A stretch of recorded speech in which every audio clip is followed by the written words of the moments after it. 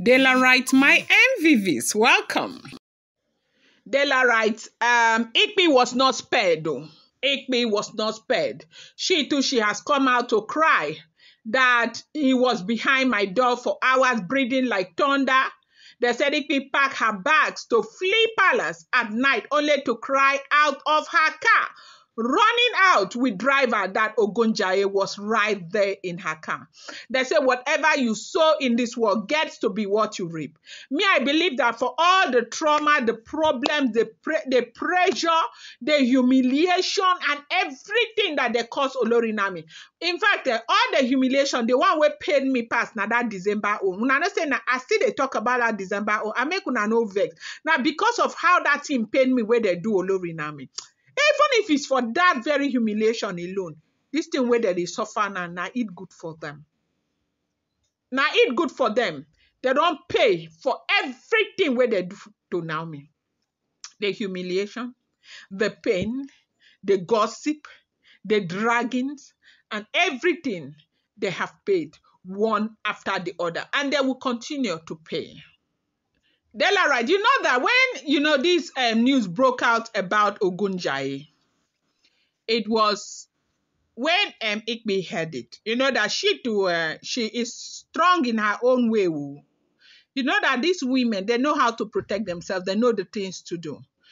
Okay? But me as Christian, if I will hear something like that, my first instinct will be to carry my Bible and begin to plead the blood of Jesus, right? But the thing is that you cannot begin to plead the blood of Jesus when you are in a traditional setting like that, and that is what you believe in.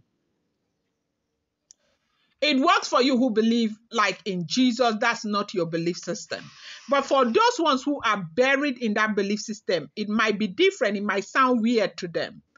But they say when Igbi heard about this Ogüñyãya thing, the first thing she did, she asked them to bring a palm front. You know what they call palm front? Now, palm front is that white, when palm tree, right? I don't know, yes. I think that white one at the middle of a palm tree, the very young ones, okay, that turn, it's almost whitish or milkish, then it turns to the green leaf, right? They said that one is actually used for protection. So they said she had asked them to bring those. They brought them, she tied by her door, both inside and outside. And they said inside her house, she tied them small and put around her window. That could be like a protecting shield that does not allow an entity to get, any negative entity to get into your apartment.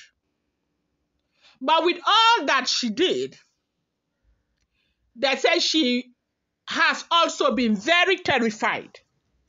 Now, you know that releasing Ogüñyãya is a strategic move by the Oni of Ife. A lot of people are saying he did it deliberately to get these women going. Get them moving. Move it. The wahala is too much. I better make her drink water, drop cup. And others are saying that is to get Olori Naomi protected. Instill fear in them. Understanding that he's the only one who has the capacity to control this entity. Omokabi is strong, go. Hey! I don't know what to say about this. Dela right. This one weak me. It is not a small thing. They say out of the fear, around past 11, last night, was it last 2 nights? I'm not sure. Palace guard noticed something strange. Igbi's driver and one maid were packing her bags into her car in a hurry. No announcement, no permission, nothing. Just fear written all over them. You know that she was very upset. She had come with people to beg the Oni of Ife. They didn't allow them access into the palace. She got angry. She stormed. She shouted and all of that. At the end of the day, those people had to go. But she came into the palace. They said she had removed her gele, no makeup, wrapper tied like someone escaping war that night too. One of the guards approached to ask her, Madam, are you traveling this night? She didn't answer. She was just muttering to herself, shaking her head, saying, I can't sleep here again. I can't breathe here again. I see him. I have been seeing him. I saw him. I saw him. And right now, anybody who is saying is seeing this scene, that is Ogüñyãya they are talking about in the palace. Everyone in the palace is terrified. Delarite, my people, they said she, hadn't slept, like she's been so scared. They said around 3 a.m. when she called her personal maid with a trembling voice, she said she had something breathing heavy, deep like thunder, right behind her bedroom door. She said it started around 1 a.m. and didn't stop for almost 2 hours. Every second, she could hear it breathing in and out as if something was waiting for her to open the door, but she couldn't. She froze. She said even if you gave her 10 million to open that door, she couldn't do it. And that wasn't a dream. This wasn't vision. She was awake, fully awake. She had her, Quran, her incense burning, but nothing worked.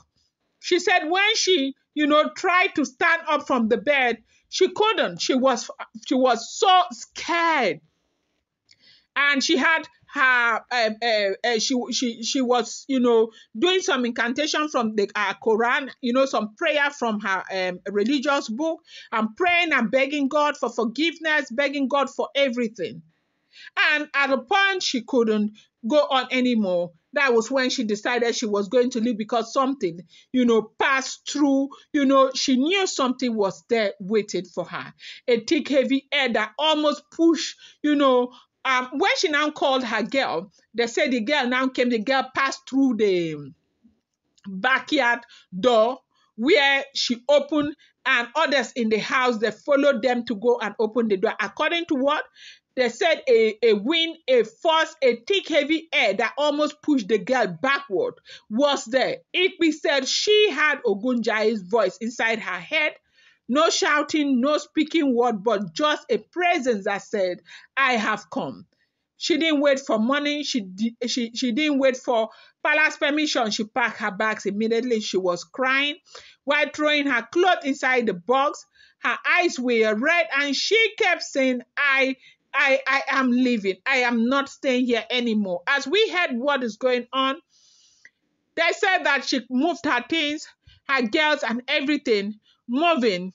It was her driver, her girl, and herself. They were moving. From what we heard, she wanted to go to Ogüñyãya Hotel to go and, pass the remaining part of the night there. So in the morning, she knows what to do. They say as soon as she entered, they put her things in the bag. The driver was waiting. They say as soon as Igbi entered the car, and, the girl was in front, she was alone in the back. The driver had, before they came out, the car was idling with the driver inside. And now the driver wanted to move the car. That was when Igbi started screaming, like what people used to watch in Nigerian movies. They say Igbi was screaming, asking the driver to stop, to pull over, pull over, pull over. The driver now pulled over. She ran out of the car. That fear even made the girl to open the door in front to run. Driver also ran because Igbi was terrified to the core, screaming that Ogüñyãya was inside the car. And at this point, they were still inside the palace of the Oni of Ife. This is what we are hearing. If the information is correct, I'm going to bring you more update. Do not forget that these are all alleged rumors, unverified information making the rounds on social media, and should not be seen as fact.